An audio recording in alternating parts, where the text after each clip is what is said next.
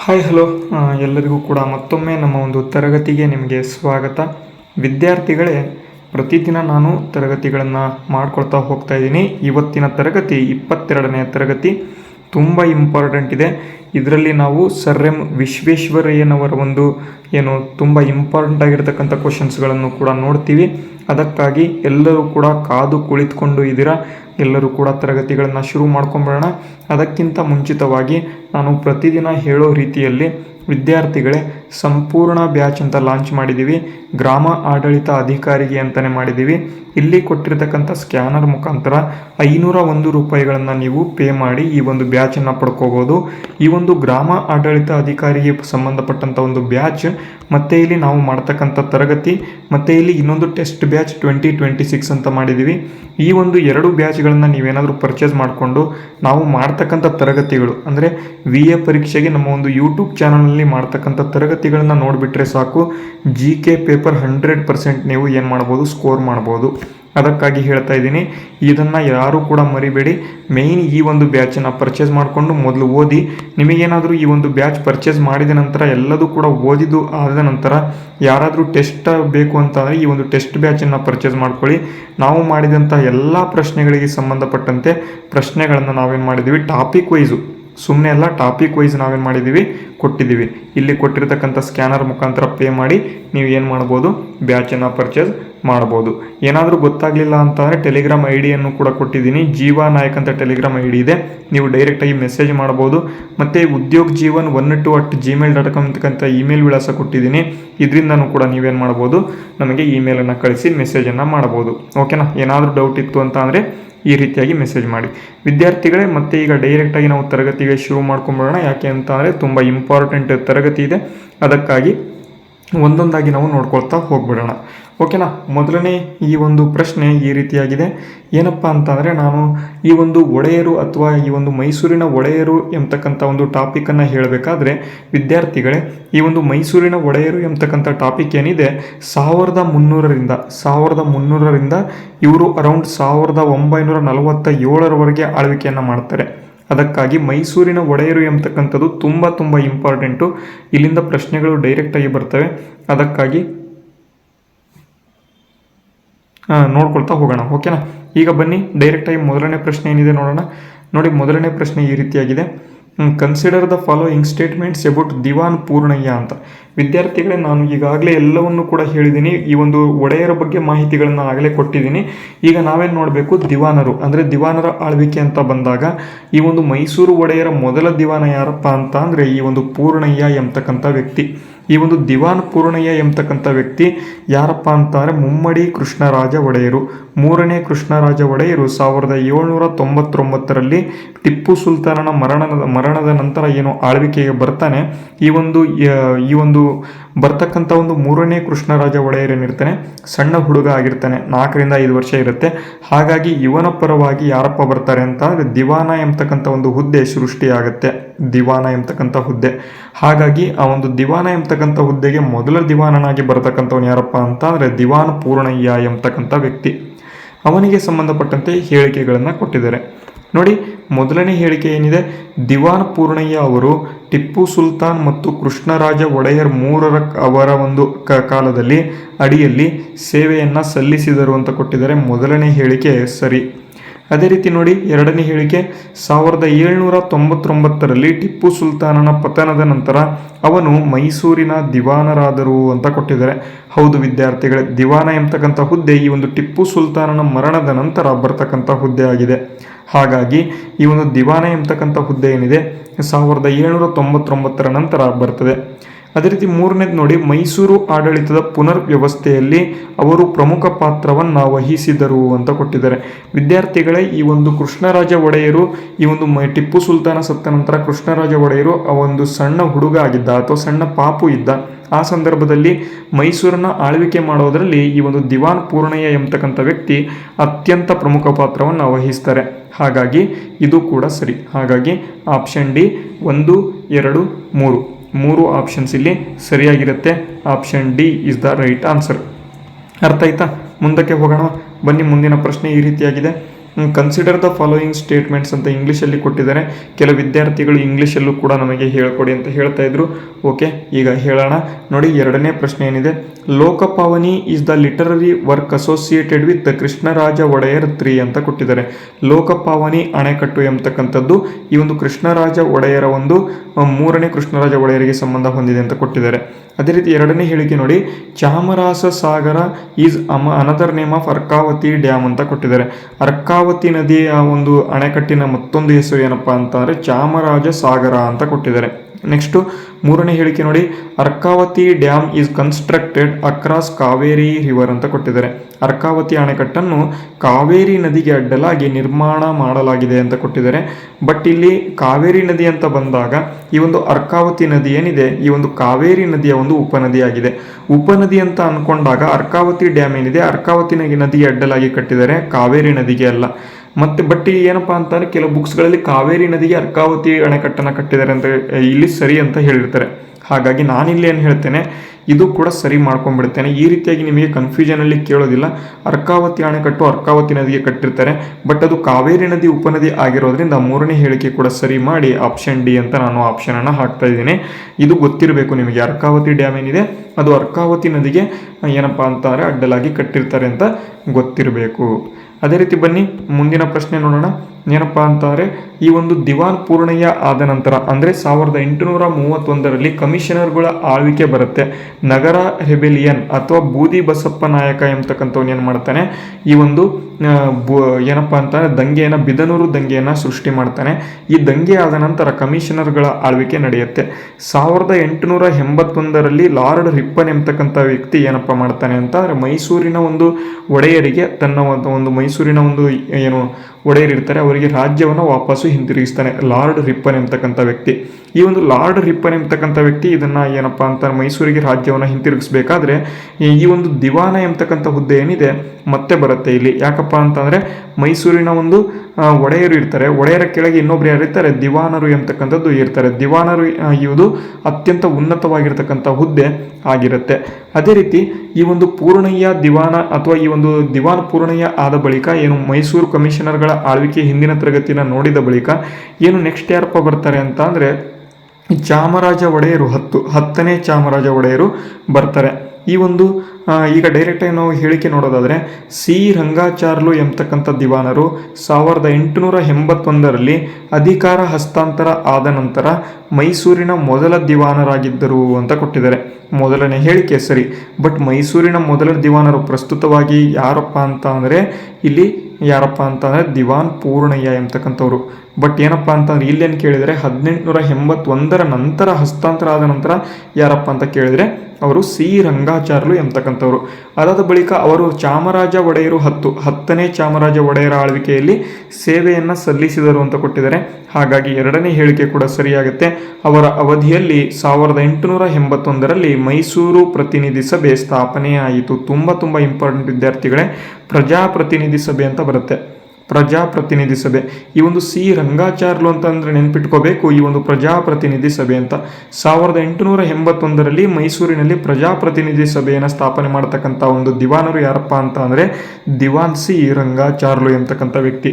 ಹಾಗಾಗಿ ಇಲ್ಲೂ ಕೂಡ ಆಪ್ಷನ್ ಡಿ 3 ಕೂಡ ಹೇಳಿಕೆ ಸರಿ ಇದ್ದಾವೆ.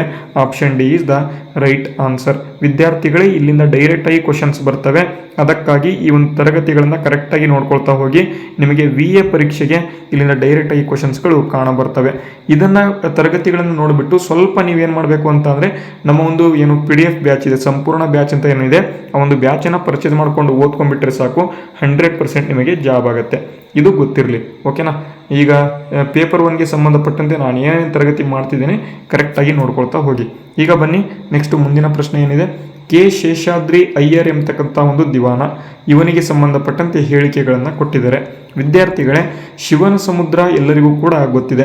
ಶಿವನ ಸಮುದ್ರ ಜಲವಿದ್ಯುತ್ ಕೇಂದ್ರದ ಏಷ್ಯಾದ ಆರಂಭಿಕ ಜಲವಿದ್ಯುತ್ ಯೋಜನೆಗಳಲ್ಲಿ ಒಂದಾಗಿದೆ, ಅಥವಾ ಏಷ್ಯಾದಲ್ಲೇ ಪ್ರಥಮವಾಗಿರ್ತಕ್ಕಂಥ ಜಲವಿದ್ಯುತ್ ಯೋಜನೆ ಅದು ಯಾವುದಪ್ಪ ಅಂತ ಅಂದರೆ ಅದು ಶಿವನ ಸಮುದ್ರ ಜಲವಿದ್ಯುತ್ ಯೋಜನೆ.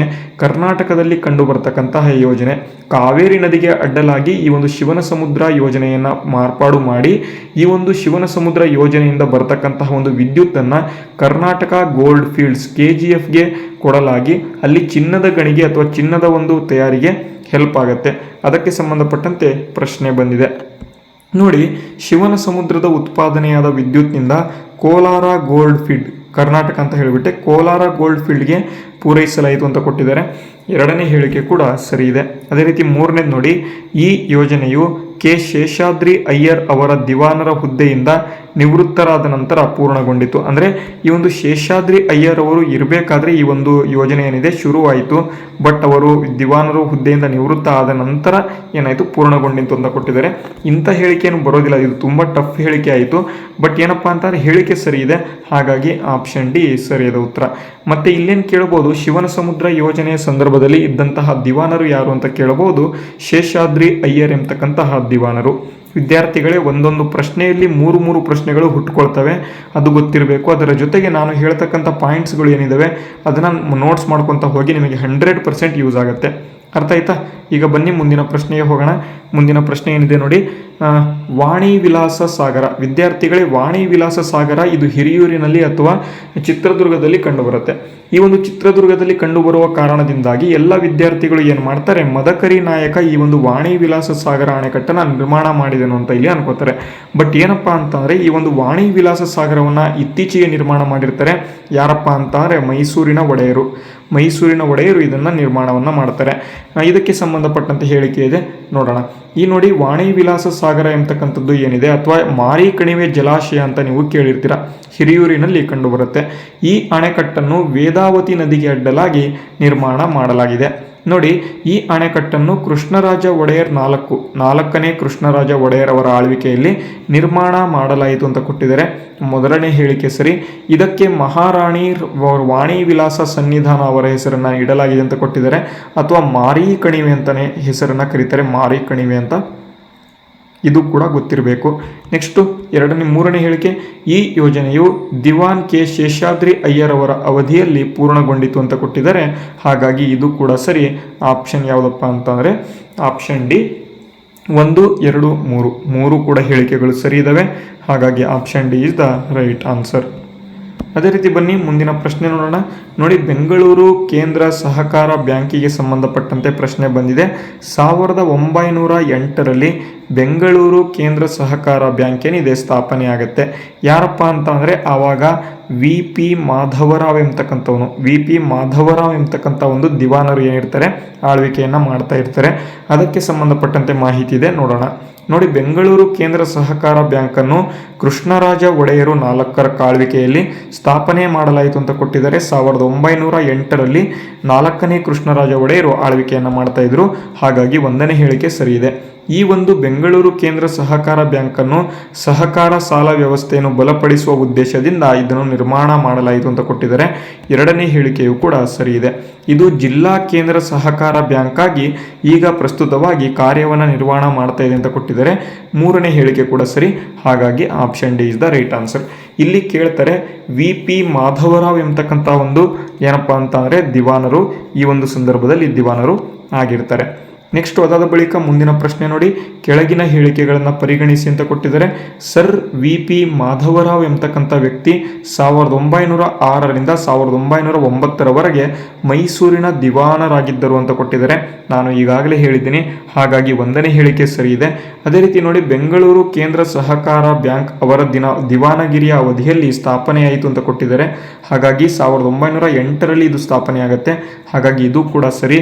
ನೆಕ್ಸ್ಟು ಅವರು ಕೃಷ್ಣರಾಜ ಒಡೆಯರು 4ರ ಆಳ್ವಿಕೆಯಲ್ಲಿ ಸೇವೆಯನ್ನು ಸಲ್ಲಿಸಿದರು ಅಂತ ಕೊಟ್ಟಿದ್ದಾರೆ. ಇದು ಕೂಡ ಸರಿ. ಹಾಗಾಗಿ option D is the right answer. ಓಕೆನಾ? ಅರ್ಥ ಆಯ್ತಾ? ನನ್ನ ತರಗತಿಗಳು ಯಾವ ರೀತಿ ಇದ್ದಾವೆ ನಿಮಗೆಲ್ಲರಿಗೂ ಕೂಡ ಅರ್ಥ ಆಗ್ತಾ ಇದೆ ಅಂತ ಅಂದ್ಕೊಂಡಿದ್ದೀನಿ. ವಿದ್ಯಾರ್ಥಿಗಳೇ, ಇಂಥ ಪ್ರಶ್ನೆಗಳು ಡೈರೆಕ್ಟಾಗಿ ನಿಮಗೆ ಪರೀಕ್ಷೆಯಲ್ಲಿ ಕಾಣಸಿಗ್ತವೆ ಅಥವಾ ಕರ್ನಾಟಕ ಎಕ್ಸಾಮಿನೇಷನ್ ಅಥಾರಿಟಿ ಪರೀಕ್ಷೆಯಲ್ಲಿ ಸಿಗ್ತವೆ. ಅದಕ್ಕಾಗಿ ವಿದ್ಯಾರ್ಥಿಗಳೇ, ಈ ಒಂದು ತರಗತಿಗಳನ್ನು 100% ನೋಡ್ಕೊಳ್ತಾ ಹೋಗಿ. ನಿಮಗೆ ಯೂಸ್ ಅಂತೂ 100% ಆಗುತ್ತೆ. ನೀವು ಬೇಕಾದರೆ ಮುಂದೆ ಬರ್ತಕ್ಕಂಥ ಅಂದರೆ ನಾಡಿದ್ದು ಯಾವುದಪ್ಪ ಅಂತಂದರೆ ಪೊಲೀಸ್ ಕಾನ್ಸ್ಟೇಬಲ್ ಎಕ್ಸಾಮ್ ಇದೆ, ಆ ಒಂದು ಪೊಲೀಸ್ ಕಾನ್ಸ್ಟೇಬಲ್ ಪ್ರೂಫ್ ವಿಡಿಯೋ ಹಾಕ್ತೀನಿ, ಆವಾಗ ನೀವು ನೋಡ್ಬೋದು. ಈಗ ನೋಡಿ, ಮುಂದಿನ ಪ್ರಶ್ನೆ, ಸರ್ ಎಂ ವಿಶ್ವೇಶ್ವರಯ್ಯನವರಿಗೆ ಕುರಿತು ಕೆಳಗಿನ ಹೇಳಿಕೆಗಳನ್ನು ಪರಿಗಣಿಸಿ ಅಂತ ಕೊಟ್ಟಿದ್ದಾರೆ. ಸರ್ ಎಂ ವಿಶ್ವೇಶ್ವರಯ್ಯನವರು 1912ರಿಂದ 1918ರವರೆಗೆ ಮೈಸೂರಿನ ದಿವಾನರಾಗಿದ್ದರು ಅಂತ ಕೊಟ್ಟಿದ್ದಾರೆ. ಮೊದಲನೇ ಹೇಳಿಕೆ ಸರಿ ಇದೆ. ನೆಕ್ಸ್ಟ್, ಅವರು ಕೃಷ್ಣರಾಜ ಒಡೆಯರು 4ರ ಆಳ್ವಿಕೆಯಲ್ಲಿ ಸೇವೆಯನ್ನು ಸಲ್ಲಿಸಿದರು ಅಂತ ಕೇಳಿದರೆ, ವಿದ್ಯಾರ್ಥಿಗಳೇ, ಸರ್ ಎಂ ವಿಶ್ವೇಶ್ವರಯ್ಯ ಎಂಬತಕ್ಕಂತಹ ವ್ಯಕ್ತಿ ತುಂಬ ಇಂಪಾರ್ಟೆಂಟ್ ವ್ಯಕ್ತಿಯಾಗಿರ್ತಾನೆ. ಅದಕ್ಕಾಗಿ ಇವನ ಬಗ್ಗೆ ತುಂಬ ಇಂಪಾರ್ಟೆಂಟ್ ಆಗಿ, ಇವನ ಅಂತ ಹೇಳಬಾರ್ದು, ಇವರ ಬಗ್ಗೆ ಅಂತಲೇ ಹೇಳಬೇಕು. ಯಾಕೆ ಅಂತಂದರೆ ಅತ್ಯಂತ ತುಂಬ ದೊಡ್ಡ ಕೆಲಸಗಳನ್ನು ಇವರು ಮಾಡಿಕೊಟ್ಟಿದ್ದಾರೆ.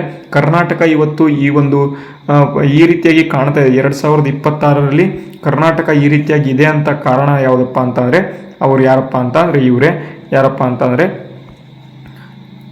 ಇವರೇ ಈ ಒಂದು ವಿಶ್ವೇಶ್ವರಯ್ಯನವರು. ಓಕೆನಾ. ಇದಕ್ಕೆ ಸಂಬಂಧಪಟ್ಟಂತೆ ಈಗ ಹೇಳಿಕೆಗಳನ್ನು ನೋಡೋಣ. ಸರ್ ಎಂ ವಿಶ್ವೇಶ್ವರಯ್ಯನವರು 1912ರಿಂದ 18ರವರೆಗೆ ಮೈಸೂರಿನ ದಿವಾನರಾಗಿದ್ದರು. ಸರಿ ಇದೆ. ಅವರು ಕೃಷ್ಣರಾಜ ಒಡೆಯರ್ 4ರ ಆಳ್ವಿಕೆಯಲ್ಲಿ ಸೇವೆಯನ್ನು ಸಲ್ಲಿಸಿದರು ಅಂತ ಕೊಟ್ಟಿದ್ದಾರೆ. ಇದು ಕೂಡ ಸರಿ ಇದೆ. ಅವರಿಗೆ 1955ರಲ್ಲಿ ಭಾರತ ರತ್ನ ಪ್ರಶಸ್ತಿ ನೀಡಲಾಯಿತು ಅಂತ ಕೊಟ್ಟಿದ್ದಾರೆ. ಇದು ಕೂಡ ಸರಿ ಇದೆ. ಹಾಗಾಗಿ ಆಪ್ಷನ್ ಡಿ ಸರಿಯಾದ ಉತ್ತರ ಆಗಿದೆ. ಅದೇ ರೀತಿ ಕೊನೆಯ ಪ್ರಶ್ನೆ, ಇದಕ್ಕೆ ಆನ್ಸರನ್ನು ನೀವು ಮಾಡಿ. ಅದಾದ ಬಳಿಕ ನಾನು ಏನಪ್ಪ ಕೊಡ್ತೇನೆ ಅಂತ ಈ ರೀತಿಯಾಗಿ ಸರ್ ಎಂ ವಿಶ್ವೇಶ್ವರಯ್ಯನವರಿಗೆ ಸಂಬಂಧಪಟ್ಟಂತೆ ಇಂಪಾರ್ಟೆಂಟ್ ಆಗಿರತಕ್ಕಂಥ ಪಾಯಿಂಟ್ ಇದ್ದಾವೆ, ಅದನ್ನು ಕೂಡ ನಾವು ನೋಡ್ಕೊಂಡ್ಬಿಡೋಣ. ಓಕೆನಾ. ಈಗ ಡೈರೆಕ್ಟಾಗಿ ಈ ಒಂದು ಪ್ರಶ್ನೆಗೆ ಆನ್ಸರನ್ನು ಮಾಡಿಬಿಡಿ ಬೇಗ. ಸರ್ ಎಂ ವಿಶ್ವೇಶ್ವರಯ್ಯನವರನ್ನು ಕುರಿತು ಕೆಳಗಿನ ಹೇಳಿಕೆಗಳನ್ನು ಪರಿಗಣಿಸಿ ಅಂತ ಕೊಟ್ಟಿದ್ದಾರೆ. ಅವರ ದಿವಾನಗಿರಿಯ ಅವಧಿಯಲ್ಲಿ ಮೈಸೂರು ವಿಶ್ವವಿದ್ಯಾಲಯ ಸ್ಥಾಪನೆಯಾಯಿತು ಅಂತ ಕೊಟ್ಟಿದ್ದಾರೆ. ಅವರ ಅವಧಿಯಲ್ಲಿ ಬ್ಯಾಂಕ್ ಆಫ್ ಮೈಸೂರು ಸ್ಥಾಪನೆಯಾಯಿತು ಅಂತ ಕೊಟ್ಟಿದ್ದಾರೆ. ಅವರನ್ನು ಆಧುನಿಕ ಮೈಸೂರಿನ ನಿರ್ಮಾತೃ ಎಂದು ಕರೆಯಲಾಗುತ್ತದೆ ಅಂತ ಕೊಟ್ಟಿದ್ದಾರೆ. ಇದರಲ್ಲಿ ಯಾವ್ಯಾವ ಹೇಳಿಕೆ ಸರಿ ಇದೆ ಎಲ್ಲರೂ ಕೂಡ ಕಮೆಂಟ್ ಬಾಕ್ಸ್ ಮೂಲಕ ಕಮೆಂಟ್ ಮಾಡಿ ತಿಳಿಸಿ. ಈಗ ಡೈರೆಕ್ಟಾಗಿ ಬನ್ನಿ, ಸರ್ ಎಂ ವಿಶ್ವೇಶ್ವರಯ್ಯನವರ ಬಗ್ಗೆ ಸಂಪೂರ್ಣವಾಗಿರ್ತಕ್ಕಂಥ ಒಂದು ಪ್ರಮುಖ ಮಾಹಿತಿಗಳಿದ್ದಾವೆ, ನೋಡ್ಕೊಂಡು ಬರೋಣ. ಯಾಕೆ ಅಂತಂದರೆ ಎಲ್ಲ ಪರೀಕ್ಷೆಗಳಲ್ಲಿ ಇವರ ಬಗ್ಗೆ ಪ್ರಶ್ನೆಗಳು 100% ಬರ್ತಾ ಹೋಗುತ್ತೆ. ಸರ್ ಎಂ ವಿಶ್ವೇಶ್ವರಯ್ಯನವರು ಅಂತ ಬಂದಾಗ ಇವರ ಪೂರ್ಣ ಹೆಸರು ಸರ್ ಮೋಕ್ಷಗುಂಡಂ ವಿಶ್ವೇಶ್ವರಯ್ಯ ಅಂತ ಕರೀತಾರೆ. ಇವರು 15 ಸೆಪ್ಟೆಂಬರ್ 1861ರಲ್ಲಿ ಜನನ ಹೊಂದುತ್ತಾರೆ. ಅದಕ್ಕಾಗಿ ಈ ಒಂದು 15 ಸೆಪ್ಟೆಂಬರ್ 1861ರಲ್ಲಿ ಜನನ ಹೊಂದಿರೋ ಕಾರಣದಿಂದಾಗಿ 15ನೇ ಸೆಪ್ಟೆಂಬರನ್ನು ನಾವು ಪ್ರತಿ ವರ್ಷ ವಿಶ್ವ ಇಂಜಿನಿಯರ್ ದಿನವನ್ನು ನಾವು ಆಚರಣೆಯನ್ನು ಮಾಡ್ತೀವಿ. ಅದು ಕೂಡ ಮುಂದೆ ಬರ್ತದೆ. ಇವರ ಜನ್ಮಸ್ಥಳ ನೋಡಿ ಮುದ್ದೇನಹಳ್ಳಿ, ಚಿಕ್ಕಬಳ್ಳಾಪುರ ಜಿಲ್ಲೆ ಅಂತ ಕೊಟ್ಟಿದ್ದಾರೆ. ಇವರ ವೃತ್ತಿ ನೋಡಿ ಸಿವಿಲ್ ಇಂಜಿನಿಯರಿಂಗ್ ಮತ್ತು ಆಡಳಿತಗಾರರಾಗಿರ್ತಾರೆ. ಆಧುನಿಕ ಮೈಸೂರಿನ ನಿರ್ಮಾತೃ ಎಂದು ಪ್ರಸಿದ್ಧರಾಗಿದ್ದವರು ಇವರು. ಹಾಗಾಗಿ ಇದು ಕೂಡ ತುಂಬ ಇಂಪಾರ್ಟೆಂಟ್ ಆಗ್ತದೆ. ಅದಾದ ಬಳಿಕ ನೋಡಿ ಸರ್ ಎಂ ವಿಶ್ವೇಶ್ವರಯ್ಯನವರ ಆಡಳಿತದ ಬಗ್ಗೆ ನೋಡೋದಾದರೆ ಮೈಸೂರು ಸಂಸ್ಥಾನದ 19ನೇ ದಿವಾನರಾಗಿ ಸೇವೆಯನ್ನು ಸಲ್ಲಿಸ್ತಾರೆ. 1912ರಿಂದ 1918ರವರೆಗೆ ಸೇವೆಯನ್ನು ಸಲ್ಲಿಸ್ತಾರೆ, ಗೊತ್ತಿರಬೇಕು. ನೆಕ್ಸ್ಟು ದಿವಾನರಾಗಿ ಅಂತ ಕೊಟ್ಟಿದ್ದಾರೆ, ನಾನು ಈಗಾಗಲೇ ಹೇಳಿದ್ದೀನಿ. ನೆಕ್ಸ್ಟು ಮೈಸೂರು ರಾಜ್ಯದ ಕೈಗಾರಿಕಾ ಅಭಿವೃದ್ಧಿಗೆ ಒತ್ತನ್ನು ನೀಡಿದರು ಅಂತ ಕೊಟ್ಟಿದ್ದಾರೆ. ನೆಕ್ಸ್ಟು ಶಿಸ್ತು ಮತ್ತು ಸಮಯ ಪಾಲನೆಗೆ ಹೆಸರುವಾಸಿಯಾಗಿದ್ದರು ಅಂತ ಇಲ್ಲಿ ಕೊಟ್ಟಿದ್ದಾರೆ ಸರ್ ಎಂ ವಿಶ್ವೇಶ್ವರಯ್ಯನವರು. ಇನ್ನೊಂದು ಇಂಪಾರ್ಟೆಂಟ್ ಏನಪ್ಪ ಅಂತಂದರೆ ಇಂಡಸ್ಟ್ರಿಯಲೈಸ್ ಆರ್ ಪೆರಿಶ್ ಎಂಬತಕ್ಕಂಥ ಘೋಷವಾಕ್ಯವನ್ನು ನೀಡಿದವರು ಯಾರಪ್ಪ ಅಂತ ಅಂದರೆ ಅವರು ಮತ್ತಾರು ಅಲ್ಲ, ನಮ್ಮ ಒಂದು ಸರ್ ಎಂ ವಿಶ್ವೇಶ್ವರಯ್ಯನವರು. ಇವರ ಒಂದು ತಲೆಗೆ ಇವರು ಡೆತ್ ಆದ ನಂತರ ಅಥವಾ ಇವರು ಮರಣ ಹೊಂದಿದ ನಂತರ ಇವರ ಒಂದು ಬ್ರೈನ್ ಏನಿದೆ ಅಥವಾ ಮೆದುಳು ಏನಿದೆ ಅದು ಎಷ್ಟೋ ಕೋಟಿಗೆ ಬೆಲೆ ಬಾಳಿತ್ತು ಅಂತ ನಾವು ಕಂಡಿರ್ತೀವಿ, ಅದು ಕೂಡ ನಮಗೆ ಗೊತ್ತಿದೆ. ಅದೇ ರೀತಿ ಬನ್ನಿ, ಸರ್ ಎಂ ವಿಶ್ವೇಶ್ವರಯ್ಯನವರು ಅಭಿಯಂತರರಾಗಿ ಸಾಧನೆ ಅಂತ ಕೊಟ್ಟಿದ್ದಾರೆ. ಕೃಷ್ಣರಾಜ ಸಾಗರ KRS ಡ್ಯಾಮ್ ಎಲ್ಲರೂ ಕೂಡ ಕೇಳಿರ್ತೀರ. ಈ ಒಂದು KRS ಡ್ಯಾಮ್ಗೆ ಅಡಿಪಾಯವನ್ನು ಹಾಕ್ದವ್ರು ಯಾರಪ್ಪ ಅಂತ ಅಂದರೆ ಅಥವಾ ಅಣೆಕಟ್ಟಿನ ನಿರ್ಮಾಣದಲ್ಲಿ ಪ್ರಮುಖ ಪಾತ್ರವನ್ನು ವಹಿಸಿದವರು ಯಾರಪ್ಪ ಅಂತ ಅಂದರೆ ಅವ್ರಿಗೆ ಮತ್ತಾರು ಅಲ್ಲ, ಸರ್ ಎಂ ವಿಶ್ವೇಶ್ವರಯ್ಯನವರು. ನೆಕ್ಸ್ಟು ಸರ್ ಎಂ ವಿಶ್ವೇಶ್ವರಯ್ಯನವರು ಏನು ಮಾಡ್ತಾರೆ, KRS ಅಣೆಕಟ್ಟನ್ನು ಕಾವೇರಿ ನದಿಗೆ ಅಡ್ಡಲಾಗಿ ನಿರ್ಮಾಣವನ್ನು ಮಾಡ್ತಾರೆ. ನೆಕ್ಸ್ಟು ಈ ಒಂದು KRS ಅಣೆಕಟ್ಟಿಗೆ ಈ ಒಂದು ಸ್ವಯಂ ಚಾಲಿತ ಜಲದ್ವಾರ ಎಂಬತಕ್ಕಂಥದ್ದನ್ನು ಏನು ಮಾಡ್ತಾರೆ, ಆಟೋಮ್ಯಾಟಿಕ್ ಸ್ಲೂಸ್ ಗೇಟ್ಸ್ ಅನ್ನೋ ತಂತ್ರಜ್ಞಾನವನ್ನು ಅಳವಡಿಸ್ತಾರೆ. ಅದನ್ನು ಅಭಿವೃದ್ಧಿಪಡಿಸಿದವರು ಯಾರಪ್ಪ ಅಂತಂದರೆ ಮತ್ತಾರು ಅಲ್ಲ, ಸರ್ ಎಂ ವಿಶ್ವೇಶ್ವರಯ್ಯನವರು. ನೆಕ್ಸ್ಟು ಹೈದರಾಬಾದ್ನ ಮೂಸಿ ಪ್ರವಾಹ ನಿಯಂತ್ರಣ ಯೋಜನೆಯನ್ನು ಇವರು ರೂಪಿಸ್ತಾರೆ. ಇದು ಕೂಡ ಇಂಪಾರ್ಟೆಂಟ್ ಆಗ್ತದೆ. ದೇಶದ ಶ್ರೇಷ್ಠ ಅಭಿಯಂತರರು ಅಂತಂದರೆ ಇಂಜಿನಿಯರ್ಗಳಲ್ಲಿ ಒಬ್ಬರೆಂದು ಪರಿಗಣಿಸಲ್ಪಡ್ತಾರೆ, ಇದು ಗೊತ್ತಿರಬೇಕು. ನೆಕ್ಸ್ಟು ಇವರಿಗೆ ಸಂಬಂಧಪಟ್ಟಂತೆ ಕೈಗಾರಿಕೆ ಮತ್ತು ಶಿಕ್ಷಣಕ್ಕೆ ಸಂಬಂಧಪಟ್ಟಂತೆ ಮಾಹಿತಿ ಇದೆ. ಮೈಸೂರು ಸ್ಯಾಂಡಲ್ ಸೋಪ್ ಕಾರ್ಖಾನೆ ಏನಿದೆ ಇವರು ಸ್ಥಾಪನೆಗೆ ಕೊಡುಗೆಯನ್ನು ನೀಡ್ತಾರೆ. ಮೈಸೂರು ಸ್ಯಾಂಡಲ್ ಆಯಿಲ್ ಫ್ಯಾಕ್ಟರಿ ಅಭಿವೃದ್ಧಿಗೆ ಸಹಕಾರವನ್ನು ನೀಡ್ತಾರೆ. ಭದ್ರಾವತಿಯಲ್ಲಿ ಉಕ್ಕಿನ ಕಾರ್ಖಾನೆ ಏನಿದೆ ಅದಕ್ಕೆ ಸಂಬಂಧಪಟ್ಟಂತೆ ಅಭಿವೃದ್ಧಿಗೆ ಕಾರಣರಾಗ್ತಾರೆ. ಸ್ಟೇಟ್ ಬ್ಯಾಂಕ್ ಆಫ್ ಮೈಸೂರು ಸ್ಥಾಪನೆಗೆ ಪ್ರಮುಖ ಪಾತ್ರವನ್ನು ವಹಿಸ್ತಾರೆ. ಯಾವ ವರ್ಷದಲ್ಲಿ ಸ್ಟೇಟ್ ಬ್ಯಾಂಕ್ ಆಫ್ ಮೈಸೂರು ಸ್ಥಾಪನೆ ಆಯಿತು ಅಂತ ಕೇಳಬಹುದು. 1913ರಲ್ಲಿ ಸ್ಥಾಪನೆ ಆಗುತ್ತೆ. ಮುಂದೆ ಎಲ್ಲವೂ ಕೂಡ ಇದೆ, ಏನೂ ವರಿಯಾಗ್ತಕ್ಕಂಥ ಅವಶ್ಯಕತೆ ಇಲ್ಲ. ಮೈಸೂರು ವಿಶ್ವವಿದ್ಯಾಲಯವನ್ನು 1916ರಲ್ಲಿ ಏನಪ್ಪ ಅಂತಂದರೆ ಅಭಿವೃದ್ಧಿಗೆ ಕೊಡುಗೆ ನೀಡಿದವರು ಯಾರಪ್ಪ ಅಂತಾರೆ, ಮತ್ತಾರು ಅಲ್ಲ, ಸರ್ ಎಂ ವಿಶ್ವೇಶ್ವರಯ್ಯನವರು. ನೆಕ್ಸ್ಟ್ ಈಗ ನೋಡಿ, ಇಸ್ವಿಗಳು ತುಂಬ ಇಂಪಾರ್ಟೆಂಟ್ ಇಲ್ಲಿ. ಸರ್ ಎಂ ವಿಶ್ವೇಶ್ವರಯ್ಯನವರು ಪ್ರಶಸ್ತಿಗಳು ಮತ್ತು ಅವರಿಗೆ ಸಂಬಂಧಪಟ್ಟಂತೆ ಪರೀಕ್ಷಾ ಅಂಶಗಳನ್ನು ನೋಡಿ. 1915ರಲ್ಲಿ ಬ್ರಿಟಿಷ್ ಸರ್ಕಾರದಿಂದ ಸರ್ ಎಂಬತಕ್ಕಂಥ ಒಂದು ಬಿರುದನ್ನು ಪಡ್ಕೊಳ್ತಾರೆ. ನೆಕ್ಸ್ಟ್ 1955ರಲ್ಲಿ ಭಾರತ ರತ್ನ ಪ್ರಶಸ್ತಿಯನ್ನು ಪಡ್ಕೊಳ್ತಾರೆ. ನೆಕ್ಸ್ಟ್ ಸೆಪ್ಟೆಂಬರ್ 15ರಂದು ಇವರ ಒಂದು ಹುಟ್ಟಿದ ದಿನದಂದು ಇಂಜಿನಿಯರ್ಸ್ ಡೇ ಅಂತ ನಾವು ಆಚರಣೆಯನ್ನು ಮಾಡ್ತೇವೆ. ಮತ್ತು ಇವರ ಆತ್ಮಕಥೆ ನೋಡಿ, memories of my working life, memories of my working life ಎಂಬತಕ್ಕಂಥ ಒಂದು ಆತ್ಮಕಥೆ ಇವರ ಆತ್ಮಕಥೆ ಆಗಿದೆ. ಅದೇ ರೀತಿ ನೋಡಿ, ಕೊನೆಯದಾಗಿ ಕೈಗಾರಿಕಾ ಅಭಿವೃದ್ಧಿ ನೋಡಿ, ಮೈಸೂರು ಸ್ಯಾಂಡಲ್ ಆಯಿಲ್ ಫ್ಯಾಕ್ಟರಿ ಸ್ಥಾಪನೆ 1916ರಲ್ಲಿ ಮಾಡ್ತಾರೆ. Bhadravati iron and steel work company 1918ರಲ್ಲಿ ಮಾಡ್ತಾರೆ. ಮೈಸೂರು ಚೇಂಬರ್ ಆಫ್ ಕಾಮರ್ಸ್ ಸ್ಥಾಪನೆ 1918ರಲ್ಲಿ ಮಾಡ್ತಾರೆ. ಅದೇ ಕೊನೆಯದಾಗಿ ಇಂಡಸ್ಟ್ರಿಯಲೈಸ್ ಆರ್ ಪೆರಿಶ್ ಎಂಬತಕ್ಕಂಥ ಘೋಷವಾಕ್ಯವನ್ನು ಇವರು ಕೊಡ್ತಾರೆ ಅಂತ ಕೊಟ್ಟಿದ್ದಾರೆ.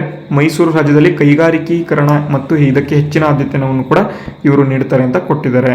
ಅದೇ ರೀತಿ ನೋಡಿ, ಕೊನೆಯದಾಗಿ ಏನಿದೆ, ಸರ್ ಎಂ ವಿಶ್ವೇಶ್ವರಯ್ಯನವರಿಗೆ ಸಂಬಂಧಪಟ್ಟಂತೆ ಕೆಲವೊಂದು ಕೃತಿಗಳು ಇದ್ದಾವೆ. ಅವರು ಬರೆದಂಥ ಕೃತಿಗಳು ರೀಕನ್ಸ್ಟ್ರಕ್ಟಿಂಗ್ ಇಂಡಿಯಾ ಎಂಬತಕ್ಕಂಥ ಕೃತಿಯನ್ನು 1920ನೇ ಇಸ್ವಿಯಲ್ಲಿ ಬರೀತಾರೆ. Next planned economy for India ಎಂಬತಕ್ಕಂಥ ಕೃತಿ, ಇದು ಕೂಡ ಸರ್ ಎಂ ವಿಶ್ವೇಶ್ವರಯ್ಯನವರು ಬರೀತಾರೆ 1934ರಲ್ಲಿ. ಅನ್ಎಂಪ್ಲಾಯ್ಮೆಂಟ್ ಇನ್ ಇಂಡಿಯಾ ಎಂಬತಕ್ಕಂಥದ್ದನ್ನು 1932ರಲ್ಲಿ ಬರೀತಾರೆ. ನೆಕ್ಸ್ಟ್ ಕೊನೆಯದಾಗಿ the progress of my Mysuru ಅಂತ ಕೊಟ್ಟಿದ್ದಾರೆ, ಇದನ್ನು 1935ರಲ್ಲಿ ಬರೀತಾರೆ.